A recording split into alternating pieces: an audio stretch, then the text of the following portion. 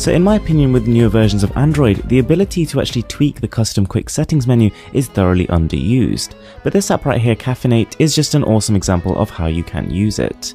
You simply place it into your quick settings menu, and tapping on it once will add 5 minutes of screen on time. As soon as that period's up, the phone will just return exactly to its normal behavior. So then we've got Clipper, and this allows you to copy multiple things onto your clipboard at any one time and also use them interchangeably.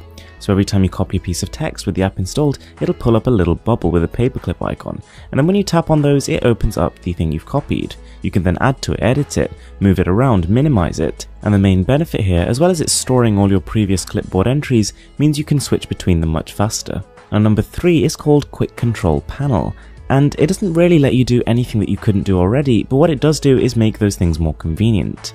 After installing it, a simple swipe up from the bottom of the screen will bring up this all-in-one notifications area, where you can sort of flick through your different volumes, you can change your quick settings, you can even directly control your music player. Quite useful for people who don't really like using their physical hardware keys. Next up is a bit of a different one. This is Zeus, and I'm just amazed it's not been done sooner. It essentially takes full control of your flashlight and syncs it with music that's playing.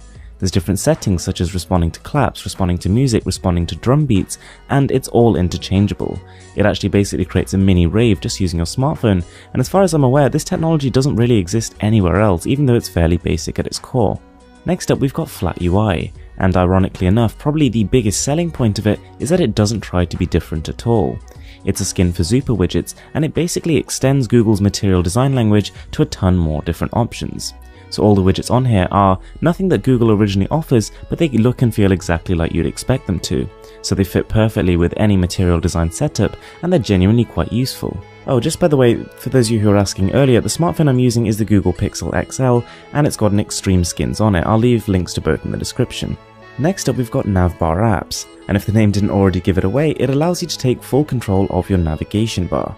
Something which normally requires root, this app actually doesn't. It lets you do things like change the color, make it adapt to what app you're in, or even show your battery percentage as a kind of shaded fraction of the bar. It's a cool app to have, but it did occasionally fail on me. It's sometimes a little bit inconsistent with the colors. Now, I did previously show you guys an app called Energy Bar, which allowed you to kind of see your battery percentage as a little bar on the top of your screen.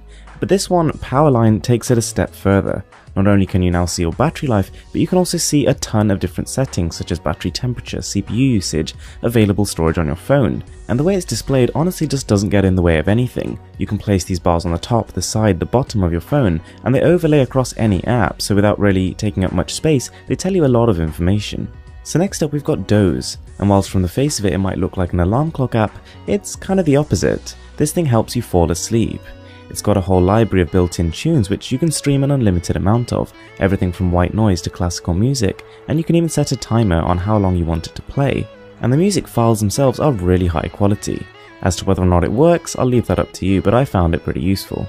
And then we've got Wallpapers Craft. And for the most part at least, this is not exactly an outstanding application. It offers pretty standard, albeit nice wallpapers, but the real trick here, the real ace up its sleeve, is that it optimizes it for your device's display.